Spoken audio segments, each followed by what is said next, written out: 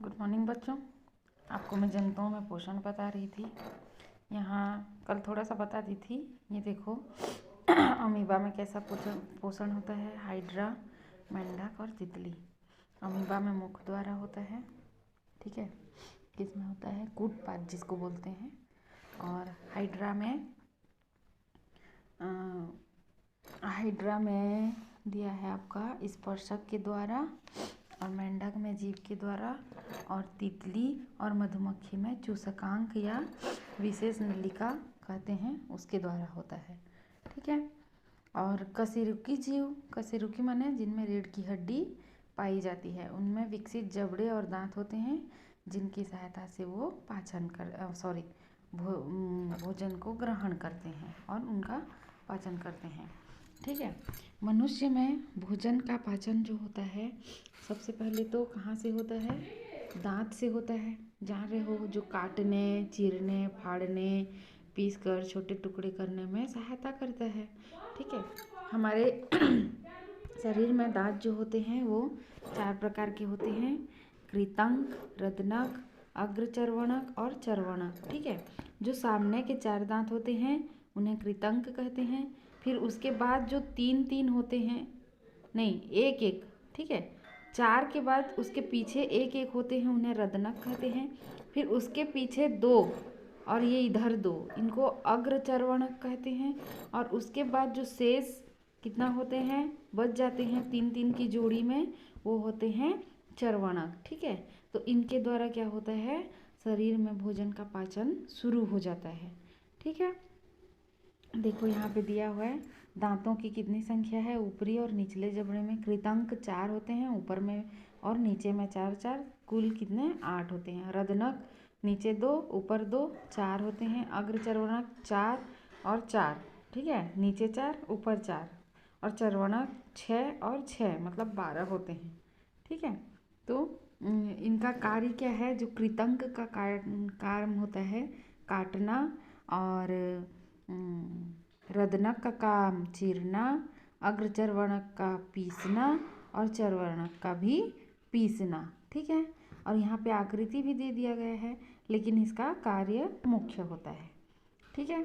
अब है पाचन किसे कहते हैं भोजन में, ठीक है। यहाँ पे देखो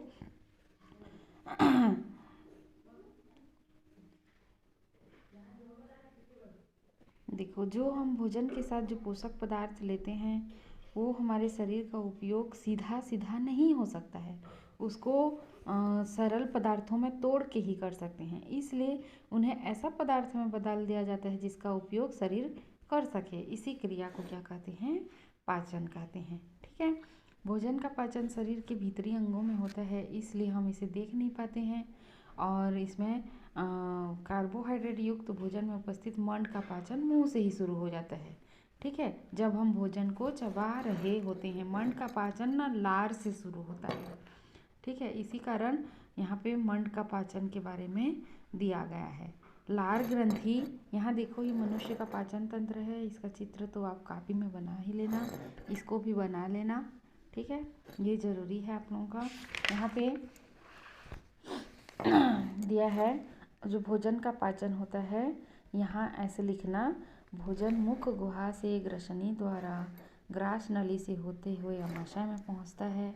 आमाशय और आंत पाचक ग्रंथियों से निकलने वाले पाचक रस भोजन में मिल जाते हैं और मंड के शेष भाग तथा अन्य कार्बोहाइड्रेट, प्रोटीन और वसा का पाचन करने में सहायता करते हैं। इस प्रकार भोजन के जटिल यौगिक को सरल यौगिक में बदल दिया जाता है और सरल अणु का अवशोषण छोटी आंत के द्वारा होता है और यह रक्त के द्वारा कोशिका में पहुंच जाता है, जिसे स्वांगीकरण कहते हैं। इस प्रक्रिया में अपशिष्ट पदार्थ शरीर से बाहर निकाल दिए जाते हैं। इसको मैं अच्छे से आपको यहाँ चित्र से समझा दूंगी।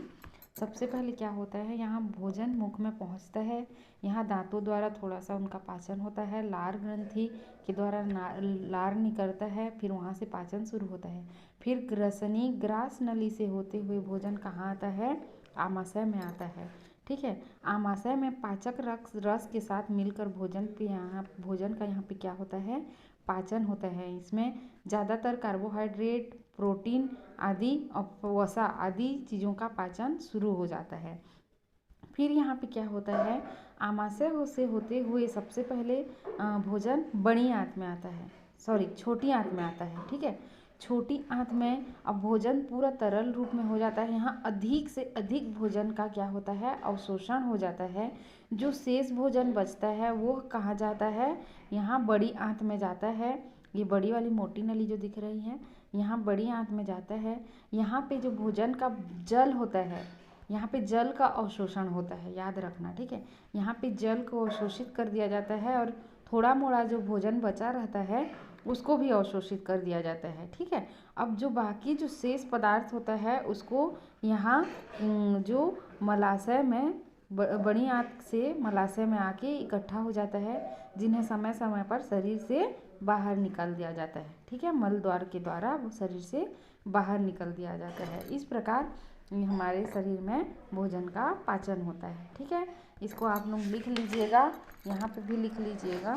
ठीक है,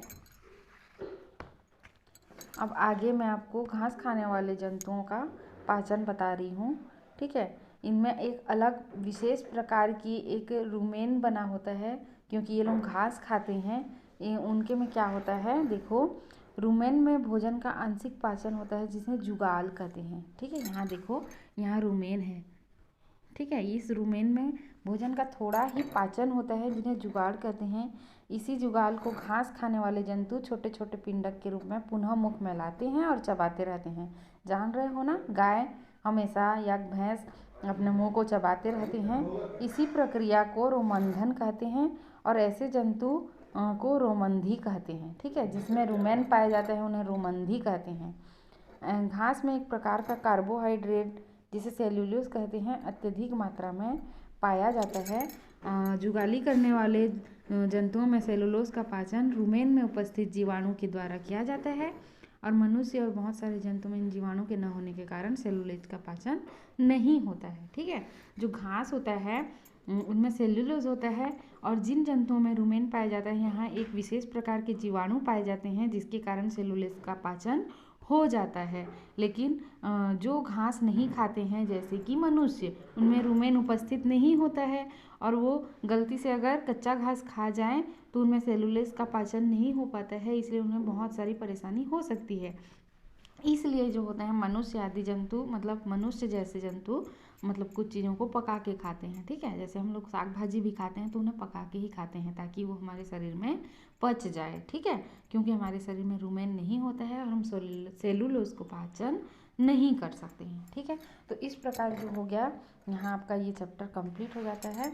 मैं आपका यहाँ पे प्रश्न उत्तर बता दूंगी जब भी मेरे को समय मिलेगा। एक ही पेज में है, शायद आप लोग जान जाओगे। यहाँ देखो, घास खाने वाले जंतुओं में पाचन को समझाइए, इसी को बना के बताना है।